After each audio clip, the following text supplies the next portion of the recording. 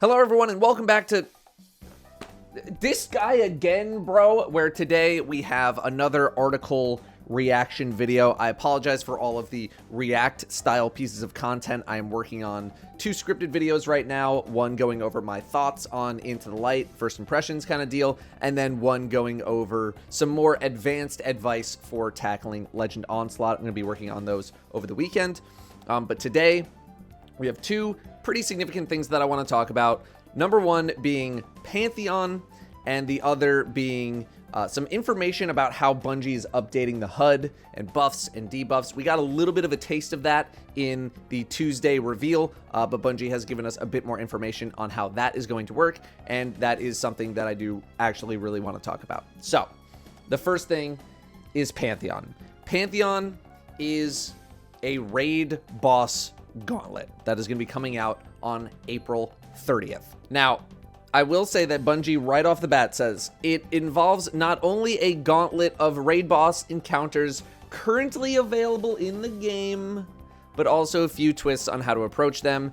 This feels very specific to the point where I don't know if we're going to be seeing any older raid bosses come back, which is kind of what I was hoping to see with something like this, is like Bungie's chance to bring back a bunch of, you know, old bosses like Galaron and Insurrection Prime and like a bunch of older stuff that we don't really have. So, you know, right now I'm not keeping my hopes up. I would love to be pleasantly surprised, but currently available in the game being so specific in here leads me to believe that we're not going to have old raid bosses showing up, which is a little bit of a disappointment. That being said, a few twists on how to approach them. This intrigues me a little bit. Bungie not really known to shuffle mechanics for raid bosses for higher difficulties pretty much ever, really, since what?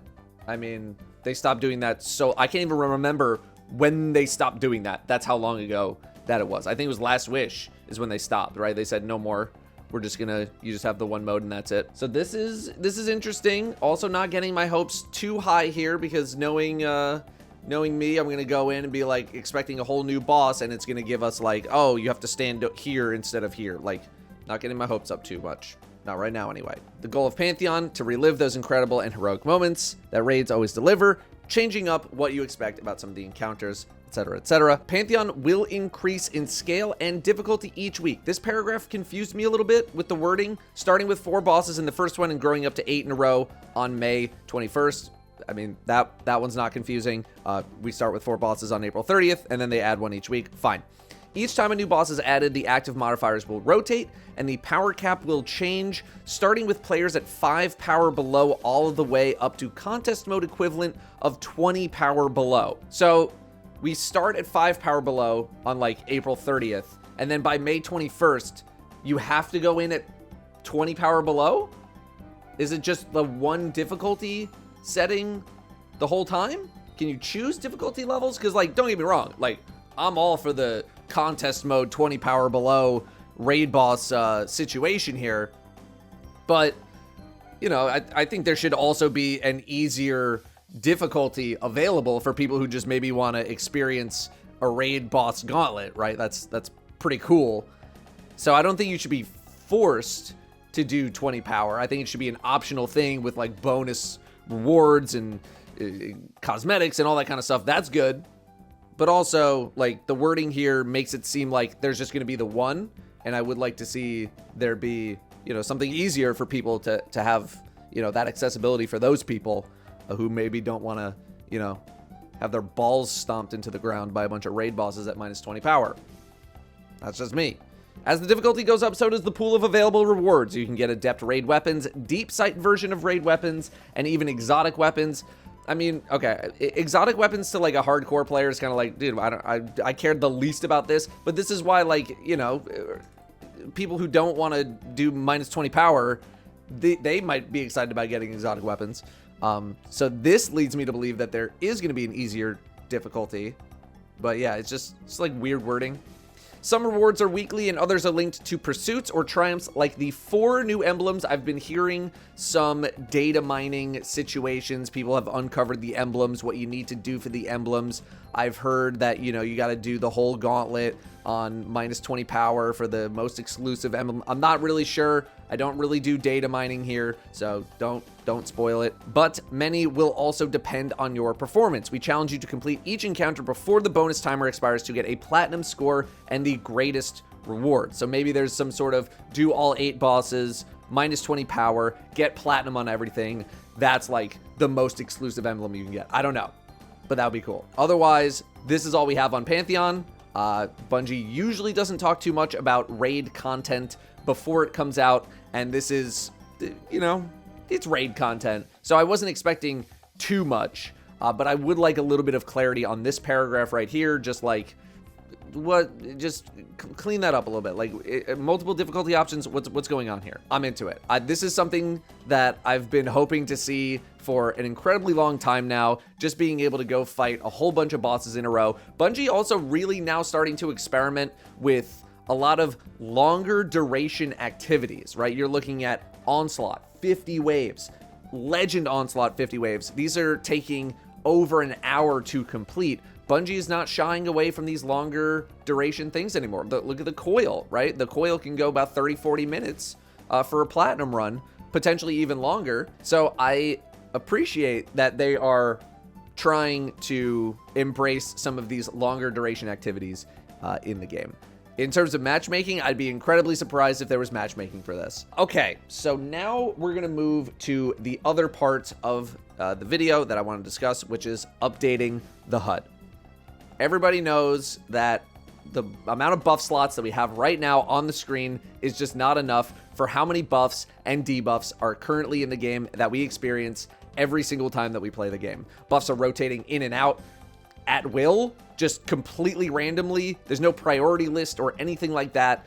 So Bungie has heard our pleas, our cries for help, and they are doing something about it. So what are they doing? First things first. Right at the top of the screen here, they're putting super critical information. This is stuff related to boss encounters, raid encounters, stuff like that. Stuff that is paramount to your success in a given situation. Golgroth, for example, unstable light, that's a pretty important mechanic, so you don't wipe your entire team, right? So they're putting super, super important information up here. They did also say that they are only going to be having 2 things. Sorry, it's appearing low on the screen. The modifiers that appear here are important for successfully completing the current activity. You'll see this channel appear in prime real estate underneath your health and shields. Since we want players to focus only on the most important modifiers here, this channel will not display more than 2 modifiers at a time, which I found interesting because I wonder if that limits the design space of distributing debuffs and buffs in a raid encounter, right? I couldn't tell you if we've had, you know, more than 2 at a time in most raid encounters anyway. I would need to think about it. But if they're only displaying 2, that could be a potential hint for future encounters in terms of, like, you know, how many things are actually this important in a given moment during an encounter, right? Because if we have a buff and a debuff, you know that there's maybe not anything else super critical that is going to be showing up in an encounter, which I find interesting that they are only having 2 at a time. They're limiting it to 2 at a time. Weapon buffs are now going to appear directly above your ability and weapon HUD. So all of those buffs, stuff like One for All, Rampage, etc., all that stuff is being shifted down right on top of your super meter. So that is kind of more filtering of buffs just somewhere else on the UI. So it's going to be a lot easier for you to micromanage your weapon buffs, knowing what's up, what's not up, and it's not going to appear on the, well, in the middle of the left side of the screen anymore. That leaves the rest of... Yeah, you got movie of the week. Yeah, dude. Let's go. She's done it! Back, baby. We're so back. Anyway, that leaves the remaining slots on the left side of the screen. We'll talk about the right side of the screen in a moment because there is some feedback that Bungie has already given about that you might have seen from the Vidoc on Tuesday. So, prioritization. As a part of these changes, we've made a prioritization pass to help the most relevant buffs and debuffs in the moment stay visible on screen, even when there's a lot going on. Higher priority buffs will push lower priority buffs out of the HUD display. Currently, it's very unpredictable which buffs would get knocked out of your HUD display as more buffs would get added. So here is the priority list that Bungie is giving us. Highest activity information. These are buffs that guide your play in the activity. We want to make sure players always have this information available. Note that dangerous or otherwise critical activity information will always be shown in the critical info channel at the top of the screen. So it's not just like raid encounters. That was just kind of the example that they gave. But if you're doing something else, maybe there's a campaign mission with a special thing, that'll also probably appear in the top middle of your screen. Second is second gameplay choices. These are buffs that are required to play your build effectively, such as armor charge or ability cooldowns. Like Tangle cooldown. You gotta have armor charge is so important in the game right now. Gotta have that showing basically all of the time. I can't remember really many times where armor charge has disappeared from my list of buffs.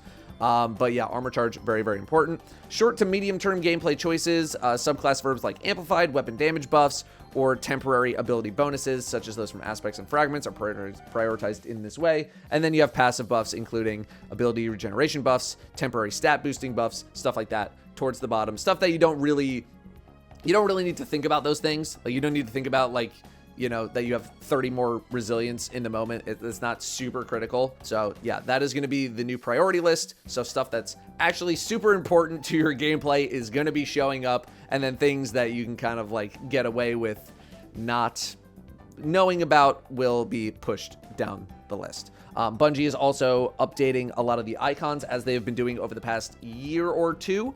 The biggest thing here is adding this sort of more bolded little area on top or on bottom of each buff or debuff. That is mainly for colorblind players who might be struggling to quickly glance at a color. They can at least see the bold part either at the top or at the bottom to indicate if it's a buff or debuff. Bungie has been doing a very, very good with expanding their icon library to all of these different buffs. It's been super, super helpful in my opinion over the past year and a half, seeing all these different icons to help very quickly recognize what that kind of a buff is. You know, there's certain icons for different kinds of buffs, and so being able to just like quickly glance and be like, oh, my exotic buff is up or this buff is up has been very, very helpful, and they're only making it even more helpful going into the future, which is excellent. Okay, so you're probably wondering like, okay, but what about the debuffs on the right side of the screen? Bungie has already said something about that. As you might have noticed, some footage from our April 9 developer gameplay preview showed an in-development HUD channel that was on the right side of the screen. During development, we got a lot of feedback that this was pulling players' eyes to unfamiliar parts of the screen and that it was too much of a change all at once. This is why we refocused the display in final shape, and we'll evaluate adding another channel in upcoming releases after we have learned more about how players react to the changes announced today. What do you think? What would you want to see on that channel? Do you want to move it? So Bungie's literally looking for your feedback. Where do you want to see debuffs at this point? Me personally, like, I wouldn't mind having the ability to place the buffs and the debuffs wherever I want on the screen if we could have that modular ability. I don't know if the game is really built with the ability in mind to be able to move these things around, but being able to customize your UI in the way that you want would be probably the ultimate dream in terms of a situation like this. I wouldn't mind having just everything on the left side of the screen. We've been conditioned over the years to look to the left side of the screen, to the bottom left, to the top left. It's very rare that information's on the right hand side of the screen that's not pertaining to gameplay, right? It's usually like a quest pop-up or a bounty thing or like whatever. So we already know where to look. We have the experience, we have the muscle memory. So I wouldn't mind having it on the left side of the screen. Maybe just stack them, like you have your buffs here and then your debuffs here on the side of the screen, just being able to stack them so we don't have to keep like, over here, and then up, and then down, and then what's my buff over here? Because it's a lot of information. It's a lot of information that you need to cover. So yeah, I wouldn't mind having it just like left and then all just underneath it. But I understand there's like that banner that goes across like underneath your radar for what activity you're in. So maybe that needs to be shuffled around, and then it just gets too dense on that side of the screen. There's just too much information. It's a difficult problem to solve because there's multiple correct answers. So, and then, yeah, my wife, Danielle, won movie of the week. She was at a motion capture studio a few months ago, and she got to try on the mocap suit, and they converted that little thing into a mocap thing, which is super sick. I've always been interested in the world of mocap. But yeah, that is your video. Hopefully short and sweet. Hopefully I edited it down. Again, I do have some actual scripted content coming your way in the very, very short term. I'm working on those things. I just wanted to get a lot of gameplay in for the first couple of days so I can start forming opinions and start developing the next few videos that I'm going to be working on. So I appreciate your patience on that, and I'm gonna let you go. Thank you very much for watching. I will see you next time.